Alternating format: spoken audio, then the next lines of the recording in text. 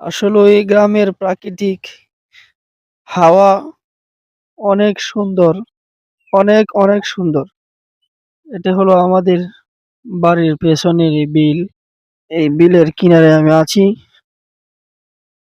খুব সুন্দর একটি জায়গা। এখন বৃষ্টি হচ্ছে।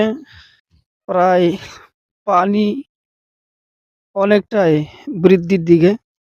সকালবেলা প্রচুর বৃষ্টি হচ্ছে। আপনারা দেখতে পাচ্ছেন এটা আমাদের বিল। এই যে বিলের কিনারে আমি আছি। মানুষ সকল এখন বৃষ্টি থামছে, তাই মানুষেরা মাছ ধরার জন্য এই বিলে নামতেছে।